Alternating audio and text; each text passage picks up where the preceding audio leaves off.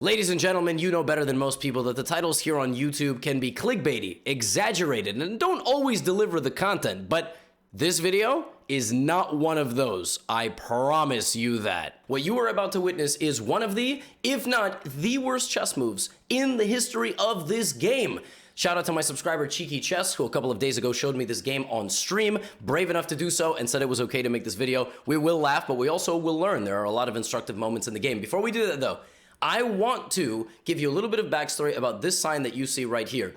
As early as 2012, I got into digital currencies. I was only 16 years old at the time, and over the last 10 years, I've kept up with all the small developments. I've dabbled in the major coins, I've dabbled in the altcoins, and about a month ago, when Crypto.com reached out to me and said, hey, do you want to work together? I'm like, this is absolutely a no-brainer.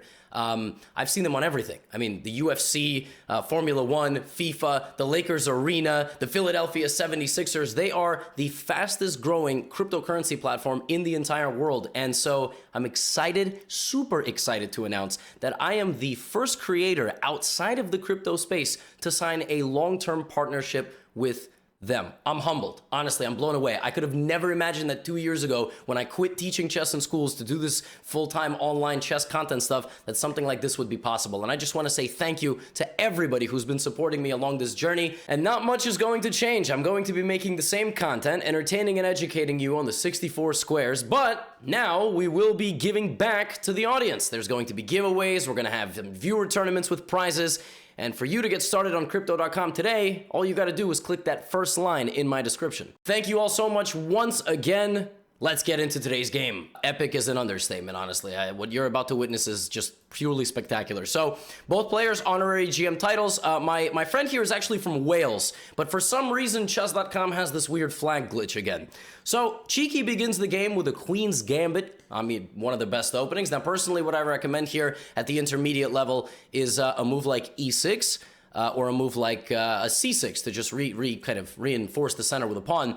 Queen's Gambit accepted is fine. The problem is that it does surrender the entire center of the board, and then you can play bishop takes, and I'm just not sure that people fight back in the right way.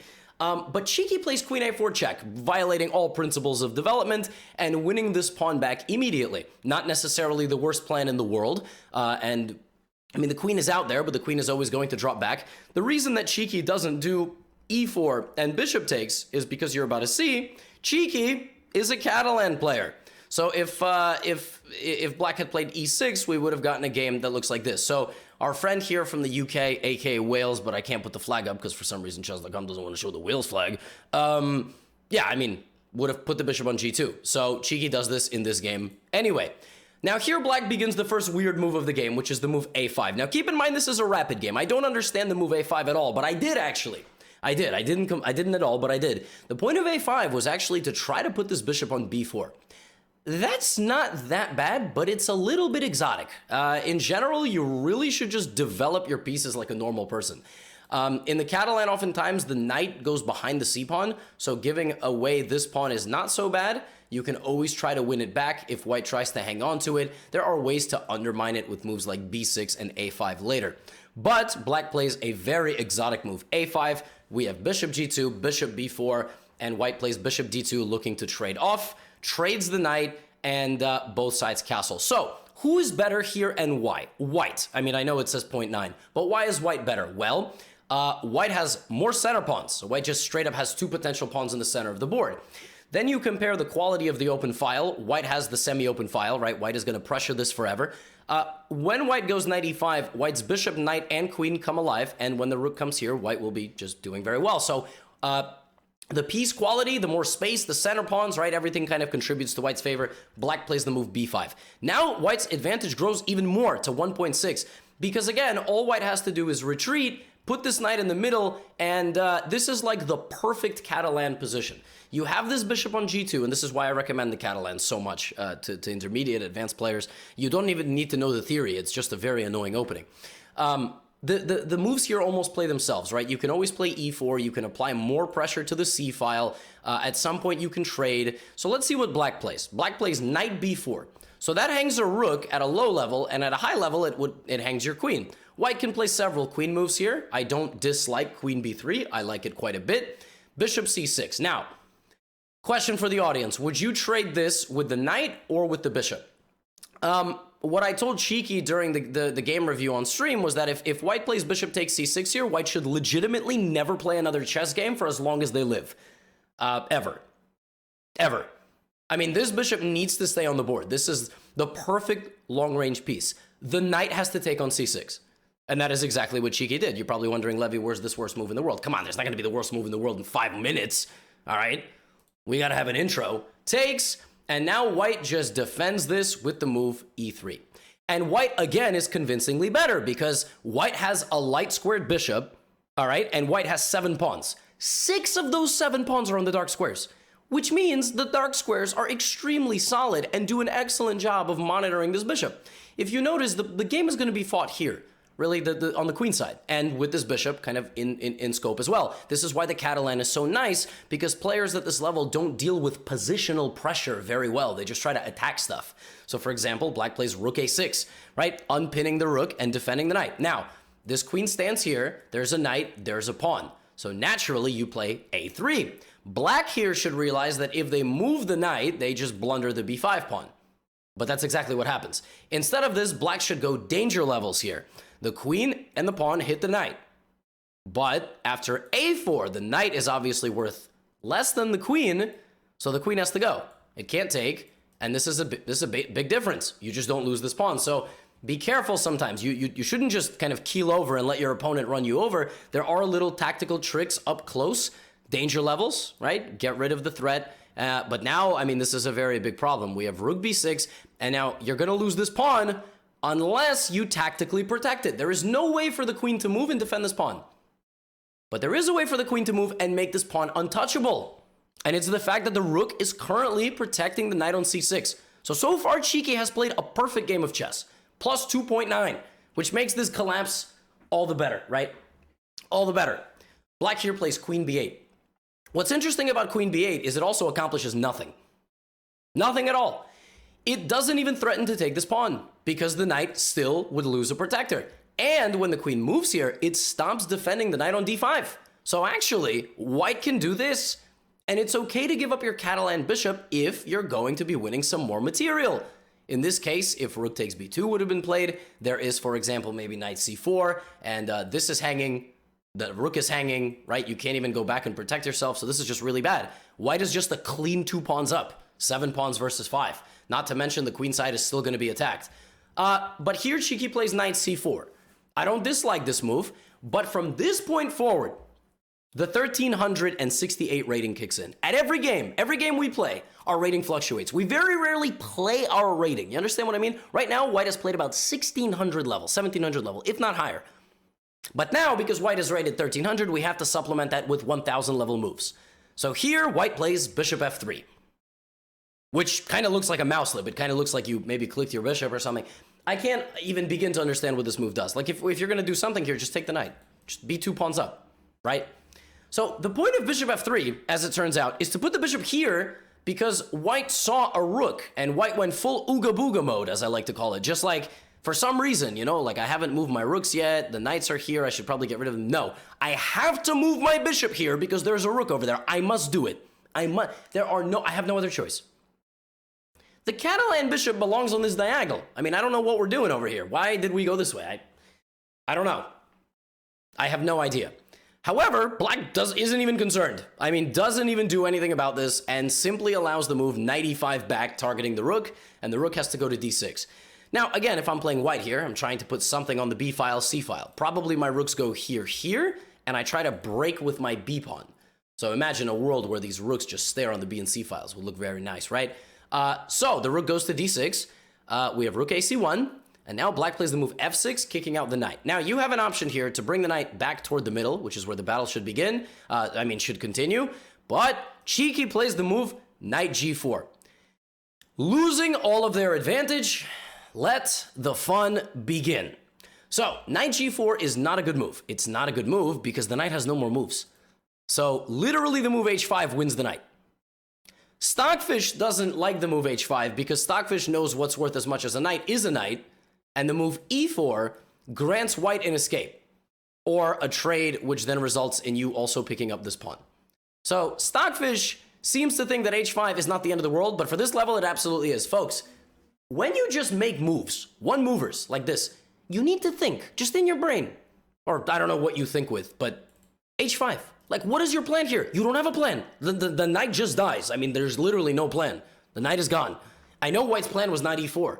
So the knight has to stay where it's most flexible, and it needs to continue to create threats, right?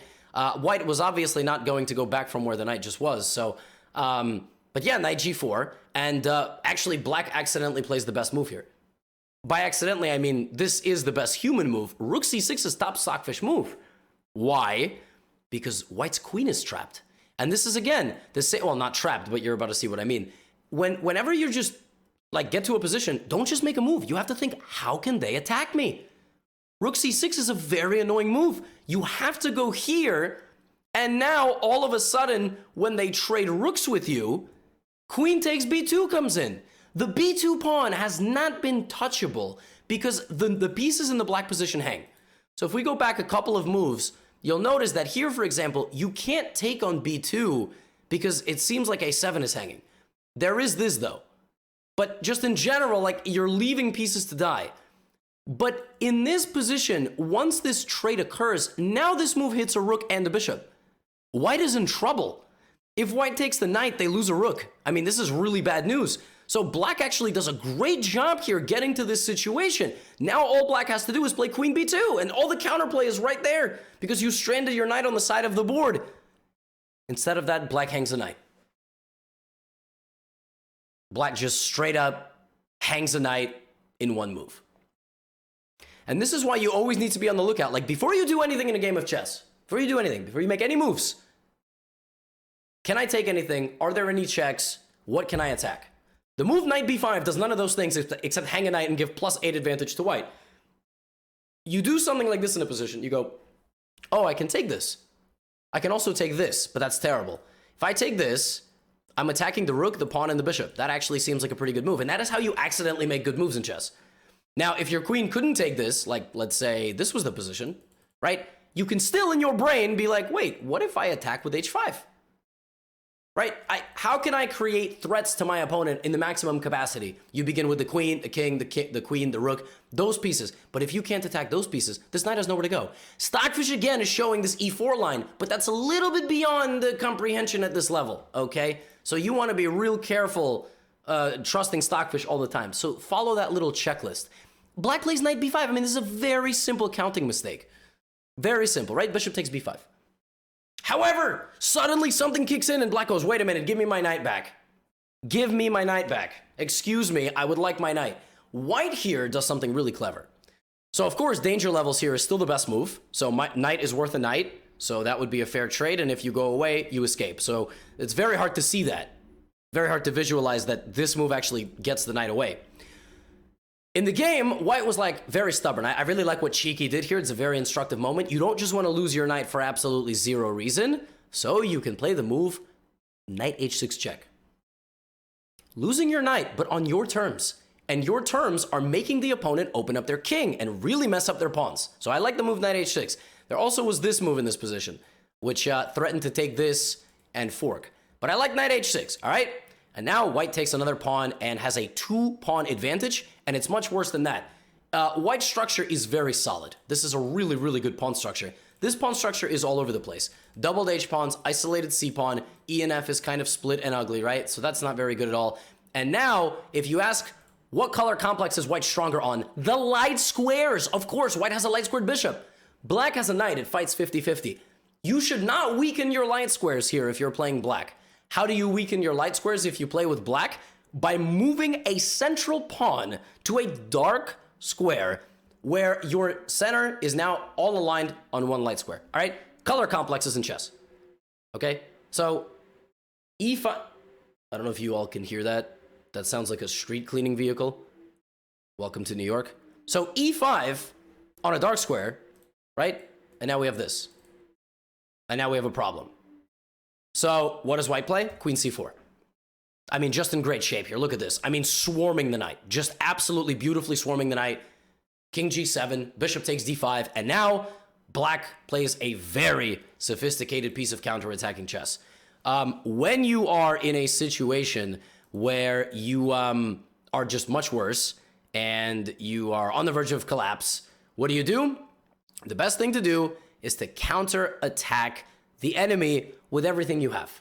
In this case, black doesn't have a whole lot, so there's queen b2 and there's rook d5, so black plays queen takes b2.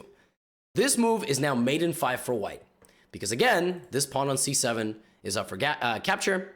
This is protected, so white plays queen takes c7. Black now can play this, or run forward. I would argue, folks, more likely than not, if you're trying to defend yourself as an intermediate or a beginner player, run forward. Because what happens when you run forward is things get very weird. When you run back, it's kind of easy to hunt you down. I can take your rook with check. So what does he do here? King g6. Now, if you take the rook and lose your rook and just hide your king, you'll probably win this game very soon anyway, because your king is completely safe. However, there are also checks. Many of them. This one, this one, this one. So which one is the best? I would argue getting as close as possible with your most powerful piece is probably the best. Queen f7 here is probably going to lead you to good things. You just have to make sure not to lose your rook. But bishop e4 is played. Now, black can go up with the king or block with the pawn. King up. Now queen g7 is possible, and it is checkmate in one move, and Cheeky wins the game, and we don't get to make this video. However, some of us forget about moves like this, and we get very excited to checkmate with pawns. Once we see that the pawns can check the king, we're like, ooh. But of course, if we go back, there was no queen move, so queen to g7 is simply checkmate. Of course, that doesn't happen, because then this video wouldn't be here. So we do have f4 check, all right? If pawn takes, both pawns can take, but actually queen takes is mate in one as well.